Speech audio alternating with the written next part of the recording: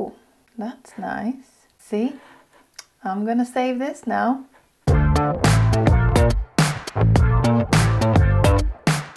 Hello everyone, welcome back to spaceforedit. My name is Cynthia, I am an interior designer, and on this channel we talk about what it really is like to be an interior designer, and along the way I share some tips and tricks of my own in order to help you on your design journey. So if you are new, welcome, please join the family and subscribe to the channel and click the little bell next to it. That ensures that you receive a little pop-up notification whenever a new video comes out, as well as if by the end of this video you feel like you've just not had enough, it's fine. There's plenty of other videos, so go and check out the playlist and other videos that I have got on the channel. So if you are a design lover like myself, then Pinterest is probably a very good friend of yours, and you probably end up rolling through the feed, clicking on all the extra photos and ideas that it throws at you. So in order to get back on the line and put some systems into place, I have made today's video to help you to use Pinterest more efficiently. Now, unfortunately, if you clicked on the video hoping to find tips for how to attract more business leads or how to really use Pinterest for your business as such, then unfortunately this is not the video for you. I know, a bit of a clickbait situation, but you know, girls gonna get the traffic somehow. But anyways, since you're here and you like Pinterest, then why not stick around, because there are going to be some really good tips that I am using on a daily basis and that have really helped my workflow and really helped my design process to be a lot more quicker, a lot more efficient. And you know, as I always say, time is money and we need more of it, both the time and the money. Okay, right, you got your notes. Maybe open your Pinterest as well. That would be good because you can then just apply it straight away as we go through this video. And yeah, let's see what we can do about that little pin addiction of yours, shall we? So, does anyone even remember life without Pinterest? Like those days when you had to go to the library, look through the books, copy the ideas that you liked, put them in your proposals, or you had to collect loads of magazines that were just stacking up and gathering dust. Yeah, those days are gone. Now we got Pinterest, and thank the design gods, thank the person who ever came up with this idea, because this has been brilliant. Pinterest really speeds up the whole creative process, and I think it really gives you a lot more ideas and it really challenges your creativity as well if you use it wisely. It is not cheating to use Pinterest to inspire you or use Pinterest to really come up with your concepts, because most of these images are beautifully shot. Professional photographers have taken these shots and professional designers have designed these spaces, so why not use all of that professionalism and implement it in your work? So my first tip to use Pinterest wisely would be to really reflect on your design process and the way that you put your boards together. Look at the elements that you use the most. I mostly work on commercial spaces, so offices, restaurants, cafes. Those are sort of my daily projects that I work on. So the boards that reflect all that information that I need would be ceiling ideas, lighting ideas, seating inspiration. That is one of my favorite and probably most used board. Got currently 360 pins. Yeah, that's quite a few. But what this board really does is really focuses on the furniture layout and different types of seating. So over here you can see like more like a loungy space, whereas over there that's more like sort of a high table situation. And all of these again are like elements of the design that I want to use. It's not the whole look. Sometimes it's not even the color scheme, but it does have the type of furniture that I like to use, the type of table, maybe a cushion or anything like that. So seating inspiration, yeah, that's one of my favorite boards. Other boards like flooring, wall space, that's another favorite. There's a lot of ideas what to do with wall space. Room dividers, that has been quite a popular one as everyone currently is asking for all these agile spaces, but still kind of want to have that sort of an open plan feel. So any types of room dividers or mobile screens, they come handy as well. Now the next type of boards that I would suggest to have is boards that show more of the atmosphere of the space. So let's say if I'm working on a cafe project, I will have a board that says cafes. If I'm working on a restaurant, I will have a board that says restaurant. So let's have a look. All the images show the whole vibe and the atmosphere, where this is sort of quite funky, a bit of 70s vibes almost. Then over here we've got more like a minimalistic look.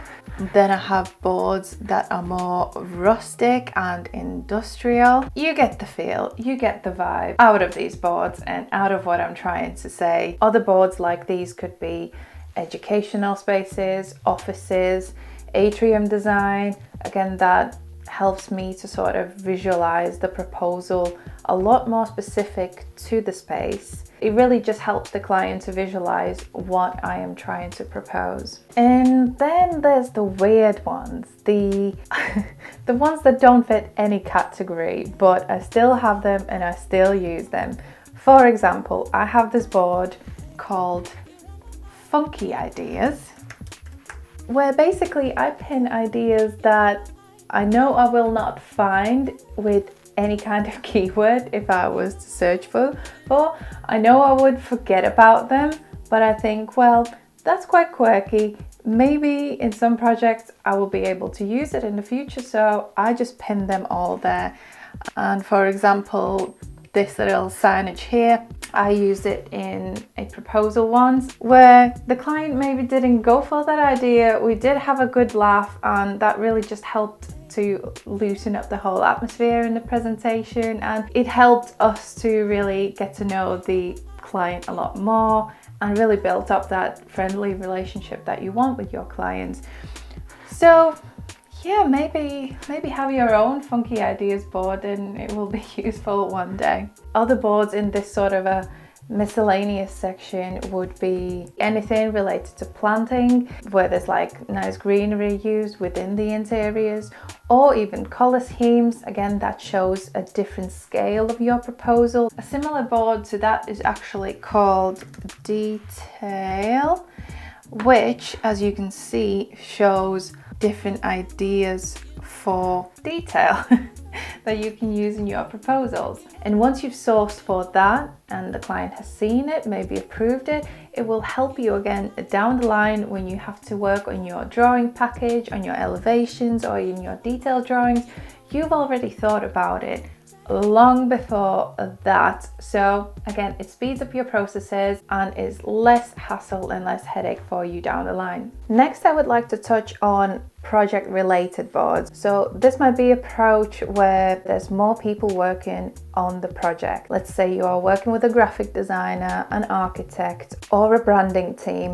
So this really helps you all to pin your ideas to the same board. The only thing is you have to make it private from day one. Do not put it on public because people don't need to see what magic you are cooking up. So make it private first. Also create sections within the board. This will really make sure that everyone kind of stays in their own lane. Another good thing about project specific boards is that you can start the research process kind of on the go. I've had situations where I've just been coming back from site, maybe I'm on the train and I just kind of want to start the ball rolling, but I not necessarily have a laptop with me, but I do have a phone, so I can just go on Pinterest, create a new board, make it private and start pinning ideas. And when I get back to the studio back to my desk, I already have a lot of ideas saved there.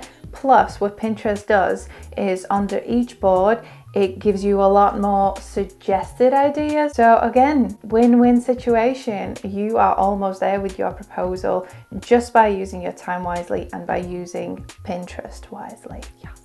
Now, sometimes your client will want to be involved in the design process. I find it quite tricky. Let me explain why. Now, I'm all about listening to the client. I'm all about taking in their inspiration and really researching and looking into what they like or what they have seen that they like. Now, the moment when it gets tricky is when your client starts to pin too much and they get too inspired from all the ideas that are out there in the pin universe, which then leads everyone away from the original brief and just confuses you. Or they have been pinning so much that they start to feel like they are doing the job for you. We don't really want that to happen. Also, I don't think it's a good idea to share boards just because your client will get a notification the same as you every time they pin something new. And if your client can see what you are doing in real time, it kind of takes away the surprise element,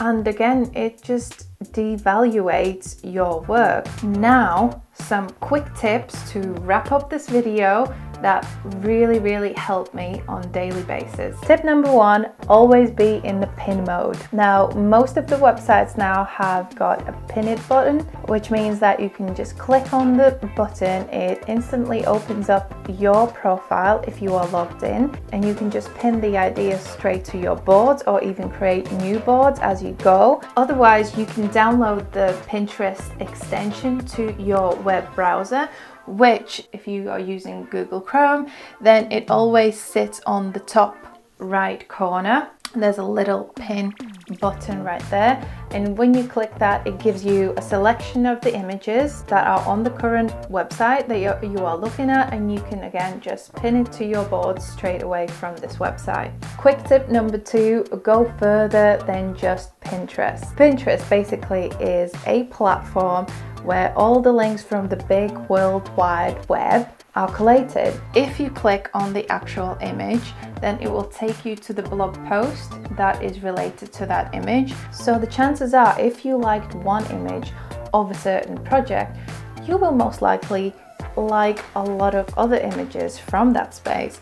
So when you follow the link, it gives you a lot more other options of that project, and I have found so many good ideas just by doing this, and obviously use them later on different projects. Quick tip number three, follow your fellow designers or any companies, any designers that you look up to.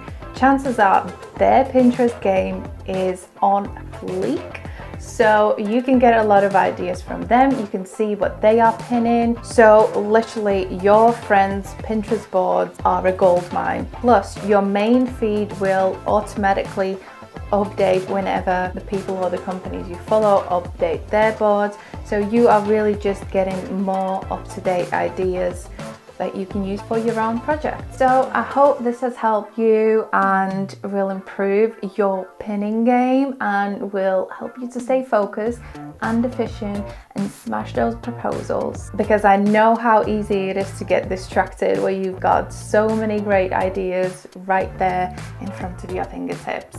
Let me know below what's your favorite feature or part of Pinterest, and give this video a thumbs up please if you learned something new today or you just genuinely enjoyed my content. That would be nice. As always, head over to my Instagram for more daily updates, for stories and posts like this and like this and like that one. Oh, that one was a good one, yeah. So yeah, if I don't see you on Instagram, then I'll see you in the next video. Bye.